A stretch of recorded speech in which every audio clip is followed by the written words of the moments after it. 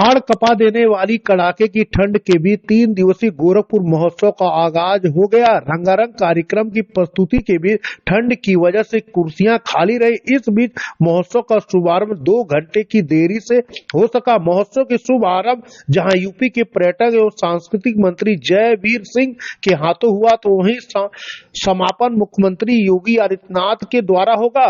वहीं क्या कुछ कहा, आइए जानते हैं।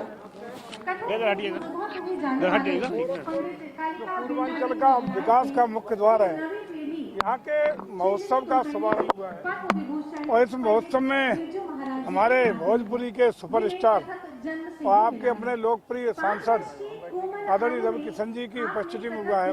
सभी माननीय विधायक, मेयर साहब, पूर्व मेयर साहब और अन्य सभी जनप्रतिनिधि और अधिकारियों की उपस्थिति में एक कार्यक्रम का शुभारंभ हुआ है। निश्चित रूप से इस महोत्सव के द्वारा एक दूसरे की सांस्कृतिक समझ बनेगी। विकास की जो गाथाएं हमारा गोरखपुर गा रहा है, उसकी एक झांकी नजर आएगी। अभी हम लोग विज्ञान प्रदर्शनी में थे। बच्चों ने जिस प्रकार से भावी भारत के भविष्य के लिए नई नई खोज, नई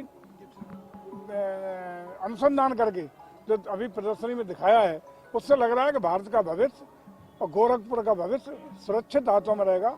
आने वाले 25 सालों में आदरणीय मोदी के, योगी जी के और मोदी के नेतृत्व में जिस प्रकार से देश और प्रदेश चल रहा है और उनकी जो परिकल्पना है कि हमारा भारत विकसित भारत बने, सबसे मजबूत तीसरी अर्थव्यवस्था विश्व की बने, विश्व गुरु बने, वो मैं समझता हूँ आने वाले 2047 के तक के वर्षों में हम उन आयामों को और मुकाम को जरूर हासिल करेंगे। और इन प्रदर्शनी के माध्यम से ये सारे संदेश, क्या विकास का संदेश हो, आपसी भाईचारा का संदेश हो, सबके साथ सबका विकास का संदेश हो, कल्चरल एक्सचेंज का संदेश हो, ये एक दूसरे को कम्युनिकेट करने में जरूर सफल होंगे। मंत्री जी, गोरखपुर महोत्सव कुर्सियां खाली दिख रही हैं और ये वीआईपी महोत्सव देखने में लगा। कुर्सियां खाली अभी हो गई होंगी, पूरी कुर्सियां भरा था। चूंकि वहाँ सारे लोग चले गए विज्ञान प्रदर्शनी हम लोगों के साथ, तो पूरा का पूरा उठ के लोग उधर चले गए और आज स्थिति यही भीड़ वाली उधर है।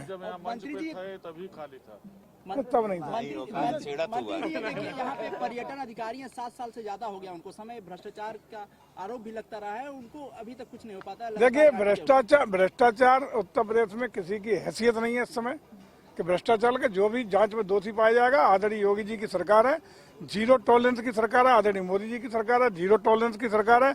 जो भी भ्रष्ट होगा आप प्रमाण के साथ हमें दीजिए, निश्चित रूप से कार्रवाई होगी, कोई बचा नहीं पाएगा। इतना लंबा कार्यकाल कैसे? 7 साल का कार्यकाल। देखिए, कार्यकाल प्रदेश की नौकरियां हैं, कर रहे हैं लोग, कोई दिक्कत नहीं है। अगर कोई किसी प्रकार का किसी भी अधिकारी के खिलाफ यदि प्रामाणिक तथ्य साक्ष्य हो, प्रस्तुत करिए, निश्चित रूप से जांच होगी। जांच उपरांत अगर दोषी है तो कार्रवाई करने में 1 मिनट भी देरी नहीं लगेगी। ऐसा पहली बार ऐसा हो रहा है कि पूज्य महाराज जी के आदेश से, पर्यटन मंत्रालय के आदेश से 280 कलाकार, हमारे क्षेत्रीय कलाकारों को मौका मिल रहा है। मुझे इससे बड़ी खुशी है क्योंकि हमको जीवन में कभी किसी ने मंच नहीं दिया। तो मेरी लड़ाई लाइफ में हमेशा यही रही, भोजपुरी इंडस्ट्री बना के 1 लाख लोगों को रोजगार देना।